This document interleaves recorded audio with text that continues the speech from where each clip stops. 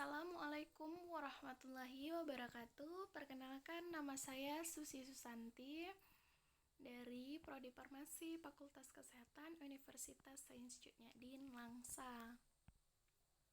Nah, di sini kita akan belajar tentang metabolisme, pengertian metabolit primer, ciri-ciri metabolit primernya, metabolit sekunder, fungsi metabolit sekunder, peran metabolit sekunder bagi manusia, jalur metabolit sekunder, dan metabolitnya. Nah, yang pertama itu adalah metabolisme. Nah, apa itu metabolisme? Jadi, metabolisme merupakan suatu proses pembentukan atau penguraian zat di dalam sel yang disertai dengan adanya perubahan energi. Proses-proses ini terjadi di dalam sel makhluk hidup. Proses yang terjadi dapat berupa pembentukan zat atau dapat berupa penguraian zat menjadi zat-zat yang lebih sederhana. Proses pembentukan zat terjadi pada proses fotosintesis, kemosintesis, sintesis lemak, dan sintesis protein. Proses penguraian zat dapat berupa respirasi sel dan fermentasi sel. Nah, metabolisme adalah segala proses reaksi kimia yang terjadi di dalam makhluk hidup dari makhluk yang bersel satu yang sangat sederhana seperti bakteri, protozoa, jamur, tumbuhan, hewan, sampai kepada manusia, makhluk yang susunan tubuhnya sangat kompleks. Proses metabolisme ini membuat makhluk hidup mendapat mengubah dan memakai senyawa kimia dari sekitarnya untuk mempertahankan kelangsungan hidupnya. Nah, adapun contohnya adalah seperti protein, lemak, karbo, dan DNA pada umumnya. Metabolit primer tidak diproduksi secara berlebihan.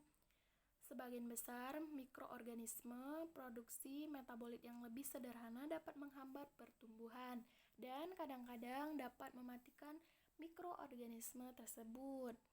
Proses metabolisme untuk membentuk metabolit primer disebut dengan metabolit primer.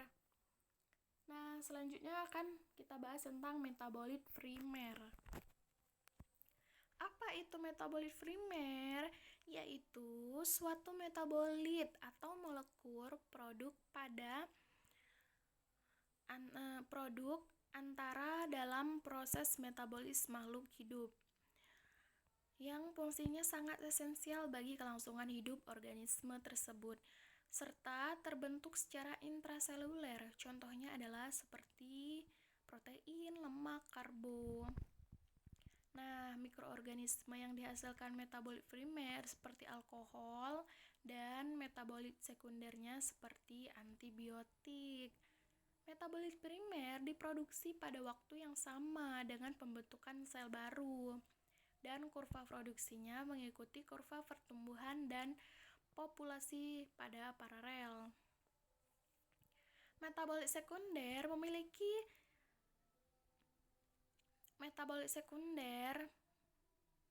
mikroorganisme tidak diproduksi hingga sel mikroorganisme menyelesaikan secara lengkap fase pertumbuhan logaritmiknya. Nah, adapun ciri-ciri metabolit primer yaitu yang pertama, terbentuk melalui metabolisme primer. Selanjutnya, memiliki fungsi esensial yang jelas bagi kelangsungan hidup. Organisme penghasilnya merupakan komponen esensial tubuh, misalnya asam amino, vitamin, nukleotida, asam nukleat, dan lemak, serta berhubungan dengan pertumbuhan organisme penghasilnya. Bersifat tidak spesifik, ada pada hampir semua makhluk hidup, dibuat dan disimpan secara intraseluler, dibuat dalam kuantitas yang cukup banyak. Hasil akhir dari metabolisme energi adalah etanol dan terlibat langsung dalam proses fungsi fisiologis normal seperti protein dan enzim.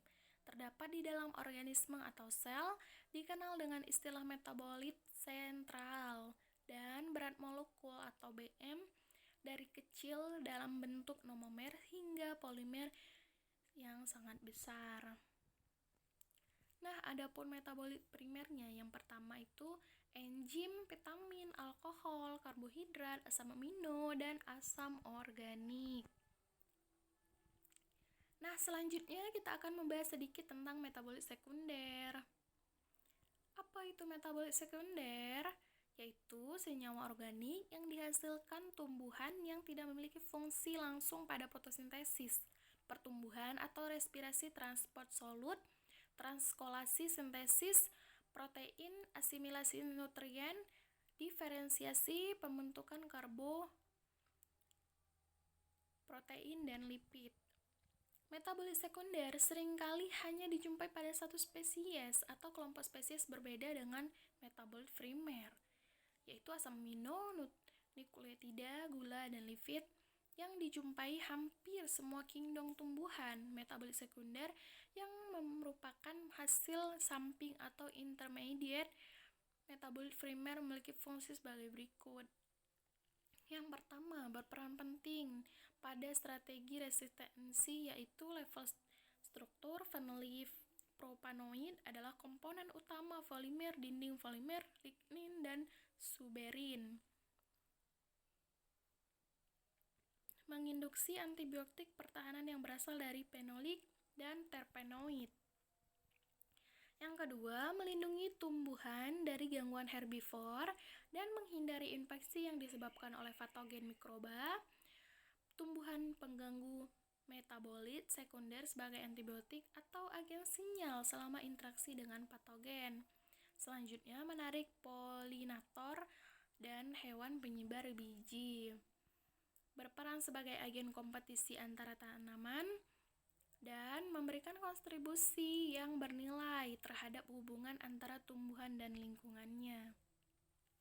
Nah, adapun peran metabolit sekunder untuk manusia adalah biasa digunakan dalam bidang farmasis, yang biasa dalam pembuatan obat-obatan maupun kosmetika. Sebagian zat aktif maupun zat tambahan, senyawa metabolit sekunder memiliki struktur yang lebih kompleks dan sulit disintesa. Jarang dijumpai di pasaran karena masih sedikit, yaitu sekitar 15% yang telah dihasilkan yang berhasil diisolasi sehingga memiliki nilai ekonomi yang sangat tinggi. Nah, senyawa metabolit sekunder diproduksi melalui jalur. Nah, metabolit sekunder ini memiliki 3 jalur. Nah, yang pertama itu adalah jalur asam melanoid asetat, jalur asam mevalonat asetat, jalur asam sikimat. Nah, yang pertama jalur asam melanoid. Apa sih jalur itu? Nah, jadi kita akan membahas sedikit, yaitu senyawa metabolit sekunder yang dihasilkan melalui jalur asam melanoid diantaranya asam lemak, gliserida, poliasetin, fosfida, dan glycolipida. Tanaman yang menghasilkan senyawa ini antaranya adalah jarak pagar, kelapa sawit, kelapa jagung, kacang tanah, zaitun, bunga matahari, kedelai, wijen, kapas, coklat, dan alpukat. Nah, jalur asam mevalonat asetat yaitu metabolit sekunder dari jalur diantaranya adalah essential oil, squalene, monoterpenoid, mentol, korosinoid, terpenoid, steroid, sapogenin, geranoil, ABA, dan GA3.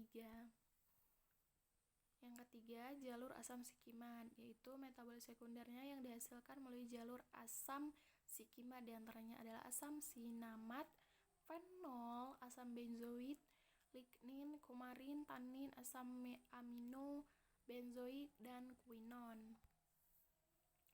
Nah, metabolit sekundernya.